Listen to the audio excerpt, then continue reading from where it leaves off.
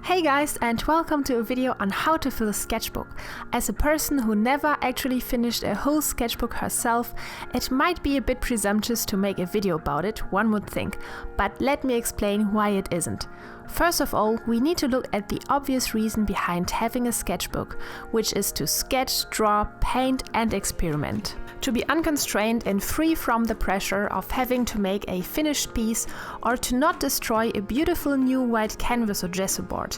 Just to mess around without having to worry about that your artwork might turn out crappy. To practice your drawing skills and to try out stuff that you normally don't have the courage to actually draw. That's the original thought behind keeping a sketchbook, right? But you know, reality is different.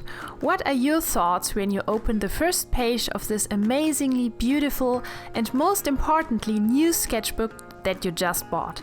Are you feeling totally free to draw everything you can imagine on the very first page of this little precious thing, or do you maybe have the overwhelming feeling of fear to not stain this beautiful masterpiece of art itself with your crappy drawings? Well, if you had some of those thoughts yourself, then welcome to the club. I certainly have that feeling all the time when I try to draw on the first pages of a new sketchbook. I know that they are made to sell and that's why they look so beautiful, but still I don't dare to touch them. So how do I overcome it? There's an easy solution to that. I just don't draw in sketchbooks. I love sketchbooks, but I would always have the feeling to fill out every page with a perfect drawing or painting because I want the whole sketchbook to look amazing. In the past, I would tear out pages when I messed them up until I realized that there's no point for me to have a sketchbook if it keeps me away from drawing. In addition, even if you have no problems with letting crappy drawings in your sketchbook or continuing if you know that the last pages look ugly, you're still constrained by it, particularly by size and material. What if you started to draw and it looks amazing already, but your figure is too big for your paper? If you would have started on a large piece of paper instead, that wouldn't have happened. Or just on printer paper.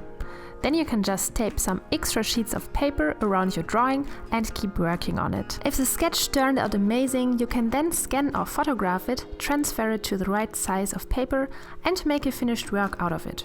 Or not. Also, experimenting is always way more effective when you have different materials to work with. You can try to work on different kinds of watercolor paper: rough, satin, hot or cold pressed, marker paper, pastel mats, cardboard or colorful toned paper. I was so impressed with the artworks I did on toned paper. What I want to say with this is that if you clicked on this video because you are struggling with filling out a sketchbook because of the reasons I just mentioned, then don't keep a sketchbook the traditional way. If you're struggling because you can't bring yourself to draw, then wait a bit, I will talk about that too. An unconventional and, in my opinion, perfectly fine way to keep a sketchbook is to collect your drawings in a folder. Get rid of the drawings you can't stand. Even better than throwing them away is to put them in a different folder as a collection of failed drawings. They can serve a useful purpose too. After several months, you might have forgotten how they look, and by revisiting them, you can see what mistakes not to do. And with time, you might even realize that your bad drawings get better because of your improved skill level, which is super motivating to know. You can also show the bad drawings to other artists when they feel down and you want to encourage them. Or what happens to me a lot of times is that I ask myself, why didn't I like a drawing in the first place? Sometimes we have fixed ideas that keep us in a cage, and when our art doesn't look like we imagined it, we hate it, although it is a good drawing. What I love about the folder sketchbook is that every time you start a drawing, you don't have your older drawings haunting you. You can start over again, and if you mess it up, you can literally throw your paper over your shoulder as if it hasn't happened at all. If you're one of the rare individuals who doesn't have the problem that they can't draw in a sketchbook, then you might not need these steps. But what might be still helpful for you is to remind yourself to experiment with a lot of different materials. I like to have a bunch of different papers and art materials in reach so that I can learn as much as possible through experimentation. But what to do when you can't bring yourself to draw in the first place? I can make an entire video about that topic alone, but here are some short tips that get everyone to draw. Tip number 1. Have at least a 7 or 6B and an HB pencil, an eraser and a pencil sharpener in reach. Best have all your art materials around you. 2. Sit comfortably, change your pose whenever you feel pain in your back, neck or shoulders. 3. Super important, have something to draw from that inspires you. If you don't have a laptop and your smartphone keeps blacking out after a minute, get some fashion magazines, animal books or just stuff to draw. In the worst case, you can always draw houseplants or your own hand or feet. If your problem is that you can't draw well from memory, then rest assured, that's my problem too. This is why you need references. But not only style references like art from other artists. You need photos of real people, clothing, animals, backgrounds and so on, depending on what you want to draw, and only secondly artwork from other artists that inspire you. My favorite way to go is to make a mood board. I print out references and styles before I even start drawing. That all sounds like a lot of work, but you can start with the easiest way, and if you feel fancy, you can go full power.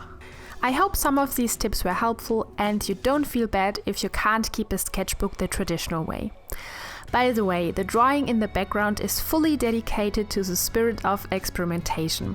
I occasionally draw manga or manga-inspired works and they all look so different.